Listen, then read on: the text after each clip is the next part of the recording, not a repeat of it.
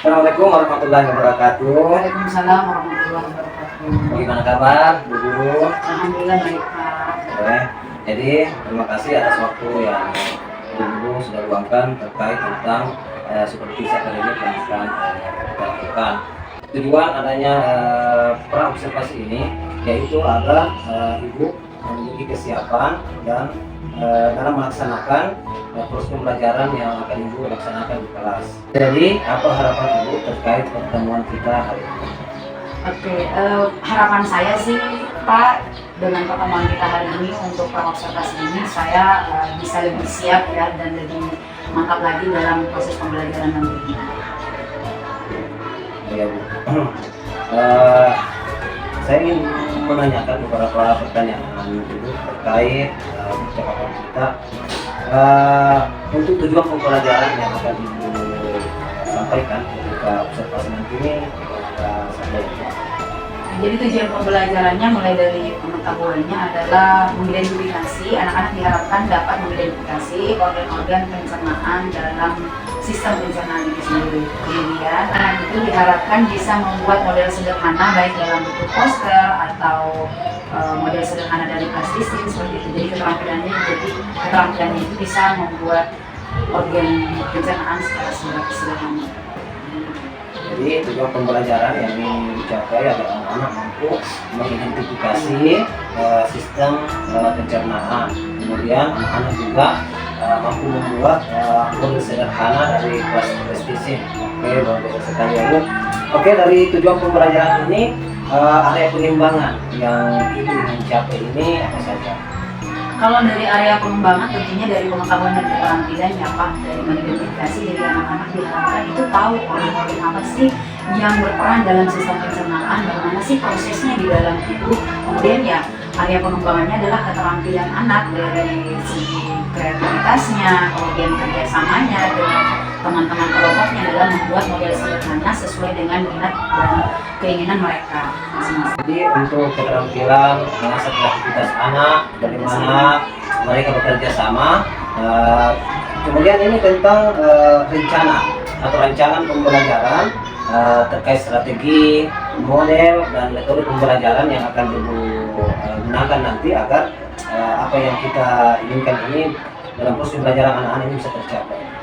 Oke, mengenai kalau ditanyakan model pembelajaran Pak yang saya gunakan di dalam kelas nanti itu rencananya adalah model PBL, Problem Based Learning, di mana murid diberikan stimulus masalah tentang sistem pencernaan. Bagaimana sih sistem pencernaan? Bagaimana sih proses sistem pencernaan saat misalnya anak-anak makan sesuatu sesuai dengan kesukaannya. Terus setelah masuk di mulut, apa yang terjadi di dalam tubuh kita? Nah itu masalah yang saya berikan, kemudian itu dapat menstimulus murid-murid untuk mencari tahu, oh iya ya apa ya yang terjadi di mulut, karena yang mereka tahu ya di dalam mulut saja. Setelah itu ke kerongkongan mungkin atau di dalam organ-organ yang lain itu mereka belum tahu. Nah, penasarannya tinggi, maka problem based learning ini harapan saya itu bisa menstimulus pemikiran kritisnya juga murid seperti itu.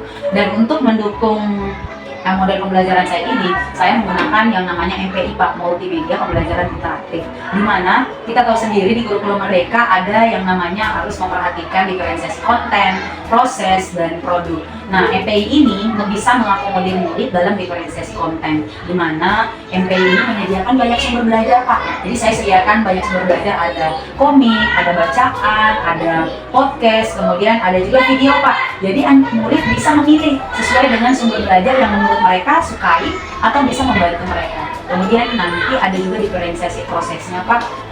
Saya kan sebelumnya sudah melakukan asesmen diagnostik kognitif juga ya Pak, dengan kognitifnya juga. Jadi diferensiasi proses itu saya akan memberikan rencananya bantuan atau scaffolding kepada murid-murid yang memang perlu untuk dibantu seperti itu. Kemudian ada juga nanti kerja kelompok bersama teman-temannya, dan produknya juga itu saya berikan keleluasaan kepada murid untuk memilih produk apa yang akan mereka buat di akhir pembelajaran.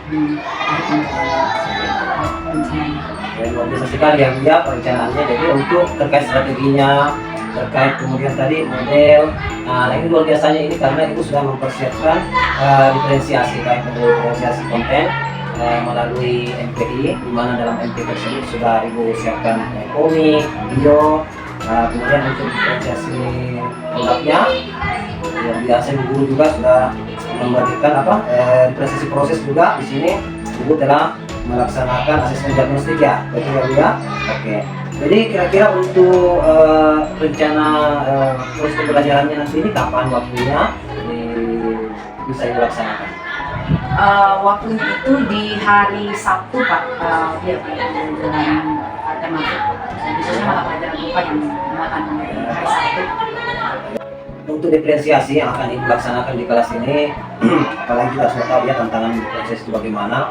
Jadi di sini saya menyarankan saja Bu agar ibu guru mampu menemani waktu, di mana ibu guru bisa memberikan pembelajaran ya, sesuai dengan kebutuhan murid. Karena luar biasa sekali ini apa yang ibu sampaikan di percakapan ini sudah sangat memenuhi apa yang menjadi kebutuhan belajar murid. Mudah-mudahan proses pembelajaran yang akan ibu guru laksanakan nanti di kelas, dengan pembelajaran yang ibu sudah rancang, insya Allah bisa tercapai. Oke Ibu, jadi pertanyaan terakhir, dari percakapan observasi ini apa yang ibu dapatkan? Sebelumnya saya mengucapkan banyak terima kasih Pak. Dari proses tadi kita bercakap, saya merasa lebih siap untuk menghadapi, termasuk juga tadi ada saran dari Bapak untuk manajemen waktu. Betul sekali Pak, terima kasih sudah mengingatkan, karena memang tantangannya di diferensiasi adalah manajemen waktu, bagaimana kita betul-betul sesuai dengan rencana, walaupun ya kita tidak tahu apa yang akan terjadi, tapi setidaknya dengan percakapan hari ini saya akan berusaha untuk mempersiapkan lebih baik lagi ke depannya agar tujuan pembelajaran di dalam kelas bisa tercapai dengan baik. Siap. Jadi terima kasih juga Ibu sudah meluangkan waktunya untuk melaksanakan observasi ini. Mudah-mudahan apa yang kita rencanakan ini berjalan lancar. Kemudian insya Allah setelah pra-observasi ini kita akan melaksanakan observasi yaitu pada hari Sabtu, dan setelah hari Sabtu nanti kita akan melaksanakan pasca observasi yang akan insya Allah kita laksanakan pada hari Kamis. Terima kasih banyak Ibu. Sama Pak. Oke. Assalamualaikum warahmatullahi wabarakatuh. Waalaikumsalam warahmatullahi wabarakatuh. Apa kabarnya hari ini anak-anak hebat? Alhamdulillah, luar biasa, tetap semangat, Allahu Akbar. Tepuk semangat. Semangat. Kenapa kita di sini? Berencana. Oke, hari ini kita akan masuk materi baru ya, tapi ini sebenarnya berhubungan dengan apa yang ada di dalam virus kita. Tentang sistem Makanan. kita mau tahu makanan itu kalau masuk ke mulut, siapa yang biasa makan makanan apa yang kesukaannya kalian? Ayam, Sate, ikan, ikan.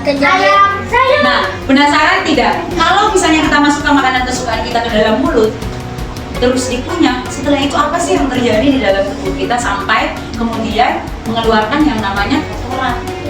Yang awalnya jadi dari bakso bulat, tiba-tiba jadi sesuatu. Nah itu yang mau kita pelajari hari ini. Oke? Semangat ya? Semangat?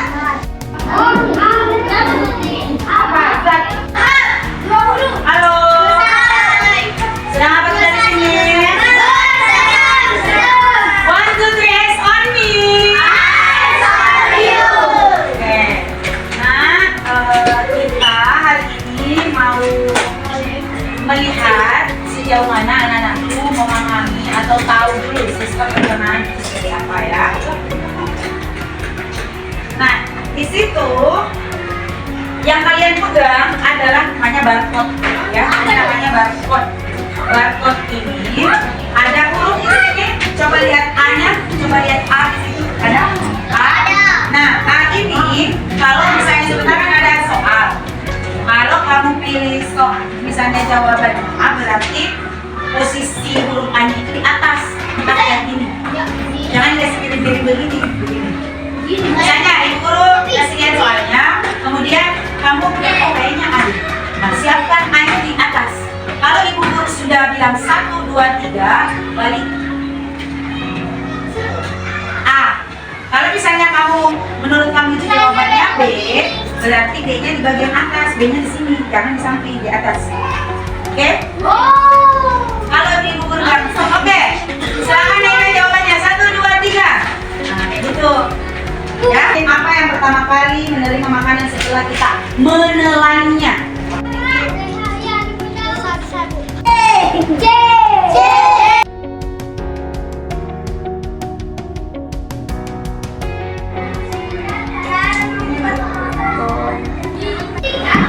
Gerak peristaltik itu gerakan melemas-lemas makanan di kerongkongan, didorong oleh dinding pada kerongkongan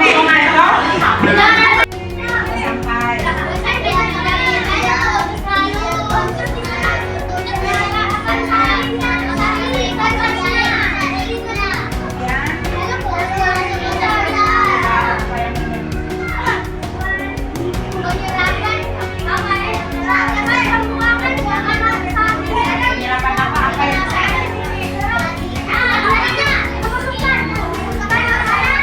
sama serap dan serap.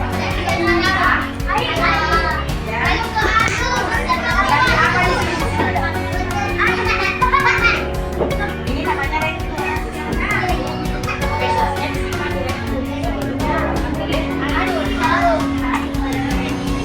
sekarang boleh tidak ada yang kayak apa bertindak sebagai makanan? Misalnya begini dong.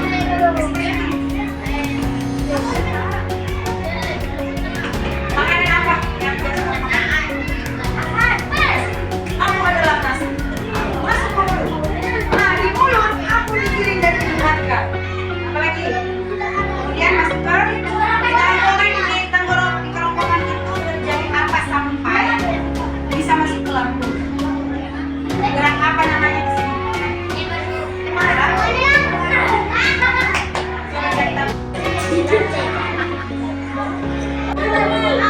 Sistem pencernaan. Jadi cari di sini. ke mulut. Lalu makanan dihancurkan menggunakan gigi dan air liur. Lalu makanan bersiaran itu mengambil makanan ke dalam proses pencernaan. Oke, apa yang mau menyampaikan apa yang sudah dipelajari hari ini? Ayo, silakan. Oke, silakan. Oke, selain itu materinya apa?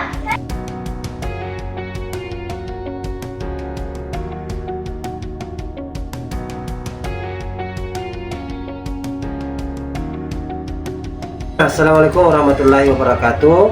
Perkenalkan saya Abdul Rahman, calon guru penggerak angkatan 8 akan melaksanakan percakapan pasca observasi dengan guru Nurlinda. Oke, bagaimana kabar guru? Alhamdulillah baik Pak. Oke, alhamdulillah. Jadi hari ini saya akan melaksanakan percakapan pasca observasi seperti apa yang telah kita bicarakan kemarin. Adalah percakapan observasi dan saya melakukan observasi di kelas itu ketika belajar. Oh ya Bu, jadi apa kira-kira tujuan yang ingin kita yang Ibu capai, yang Ibu inginkan dalam percakapan pasca observasi ini? Tujuan yang mungkin saya harapkan dari pertemuan kita hari ini, ya saya berharap bisa mengetahui lebih jauh bagaimana proses pembelajaran yang sudah saya lalui, saya lakukan apakah sudah maksimal, menurut pengamatan juga dari Pak Rahman, supaya saya tahu apa yang perlu saya pertahankan dan apa yang perlu saya perbaiki. Terkait dari aspek dan strategi pengembangan, bagaimana Ibu menulis STP pengembangan dalam kompetensi yang akan menurut saya apa yang saya lakukan di dalam kelas itu ya sudah sesuai dengan rencana yang sudah saya susun dalam RPP, kemudian berjalan dengan baik sesuai dengan harapan. Jadi kemudian apa yang membuat Ibu menilai seperti itu? Ibu bisa kasih. Tentunya kan di dalam RPP itu ada yang saya lakukan adalah pembelajaran berdiferensiasi gitu. Yang saya lihat dari anak-anak itu dari segi keterampilan pengetahuan. Artinya di situ kan saya memberikan beberapa konten pembelajaran yang bisa dipilih oleh murid untuk membantu murid memahami materi pembelajaran. Nah, dari segi pengetahuan saya menilai bahwa itu sudah maksimal. Kenapa? Karena saya dalam proses pengerjaan atau diskusi itu saya juga melakukan tanya jawab kepada siswa, dan dari masalah yang saya berikan di awal itu bagaimana proses pencernaan di dalam tubuh setelah masuk ke mulut itu mereka yang awalnya tidak tahu, mereka sudah tahu ya Pak Rahman, sudah tahu apa yang terjadi setelah mulut, kemudian masuk ke kerongkongan apa yang terjadi dan seterusnya sampai ke anus seperti itu. Kemudian keterampilannya yang saya lihat, saya menilai itu juga sudah maksimal seperti itu, karena dari segi produk yang mereka buat itu sudah sesuai dengan minatnya dan mereka juga bisa mempresentasikan dengan cukup baik. Ya betul sekali ya, ini dari pengetahuan, begitu pula dengan keterampilan, ya, alhamdulillah luar biasa sekali. Jadi boleh saya sampaikan hasil pengamatan saya ketika saya melakukan observasi ini. Silakan. Oke. Jadi untuk aspek dan strategi pengembangan, yang pertama model pembelajaran problem assessment di sini memang sudah sangat bagus. Bagaimana ibu guru mampu memancing anak untuk berpikir kritis.